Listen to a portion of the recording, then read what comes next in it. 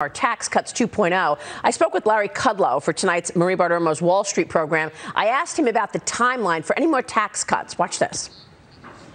Are you working on another tax cut plan right now, Larry? Yes, we are. Tax Cuts 2.0.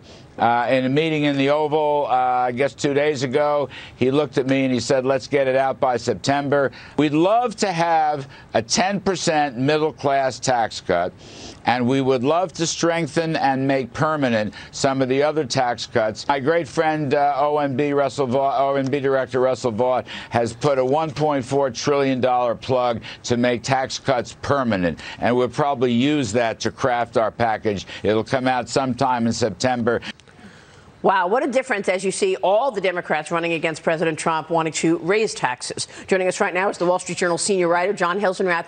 John, it's great to see you this morning. And one issue that you keep bringing up, and we bring up a lot on this program, is debt and deficits. So the president is talking about Tax Cuts 2.0. How is that going to fly in the face of all of the worry about $22 trillion in debt? Well, there's two issues. There's a political issue and an economic issue. So the political issue is, right now, at least, Democrats control the House.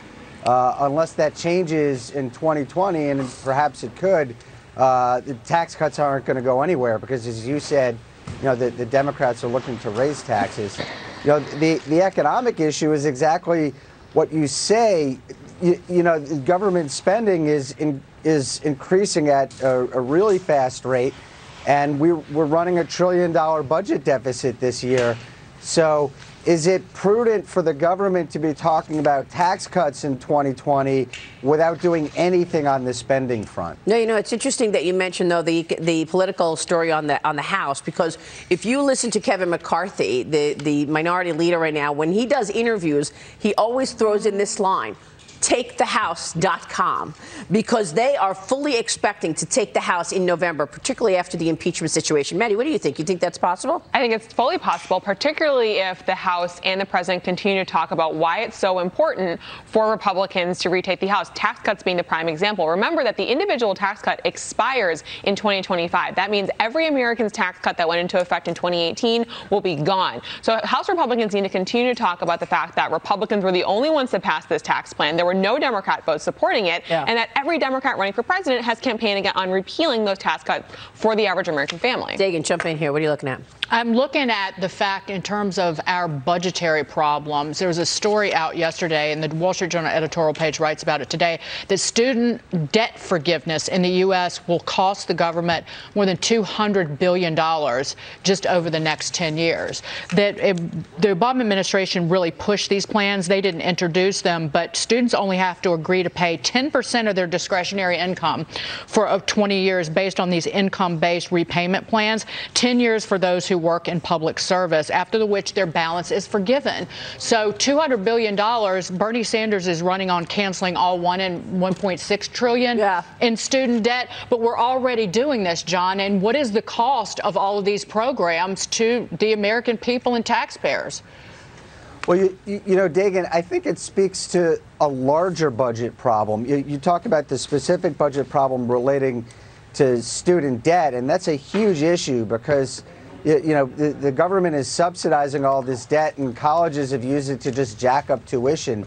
But the larger budget problem, in my mind, is this. There's all this talk right now about how strong the American economy is, how we've got the best, the strongest American economy in the history of the country. And what I'm asking is, if that's the case, why are we running trillion-dollar budget deficits when the economy is so strong? You're supposed to be running surpluses. That's what happened in the late 1990s. But Dagan, correct me if I'm wrong. Aren't you going to get the pushback from the administration to say, I want to run a deficit and this kind of debt with rates where they are right now? When you've got rates where they are right now, isn't this the time, if you're going to borrow that much money, to do it? Right, and also you try to make small changes to entitlement programs, Medicare, Social Security, and even Medicaid, and people on the left lose their minds. So what do they want? You can't have it both ways. You can't complain about the debt and the deficit and then not want to try and right-size these entitlement programs, which are literally swamping the American people and swamping our budget.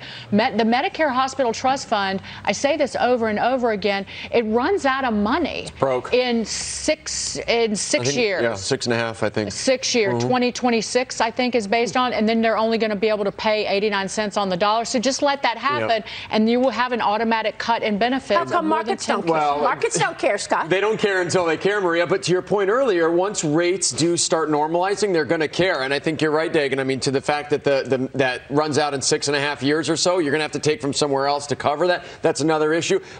John, one quick thing. Do you think the spread of coronavirus, let's say it gets a little bit worse in the next few months, pushes these tax cuts as more of a likely happening? Good question. You know, on the coronavirus, it's certainly a very serious health scare. It could become a health crisis. But if you look back at moments like this in the past, for instance, with SARS, they haven't left a very big economic imprint out there. So, you know, for now, I'm going to stick to that until we, you know, until or unless we see this spread more globally. It just doesn't look like it has that kind of economic impact. Yeah, but John, hopefully, how about, God willing, it'll pass over. Now, because of the coronavirus fears, there's this whole new conversation about possibly the Federal Reserve cutting interest rates this year after we all thought that they were on hold, right? Did you hear anything from Jay Powell this week that struck you? Well, a couple of things from Jay Powell struck me. You know, one is, you know, I think the bigger virus that Jay Powell is looking at isn't coronavirus, it's the disinflation virus. They just can't get inflation up to 2%, and they're very concerned about that. And if that continues to be the case, they could talk about interest rate increases.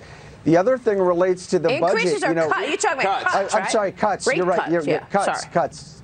That's a little reflex I had there. The other thing is that Jay Powell was talking about what happens the next time we have a recession. The Fed does not have a lot of ammunition. I don't think interest rates are going back up. So when we have another downturn, the Fed isn't going to be able to do much. And that comes back to this whole fiscal policy front.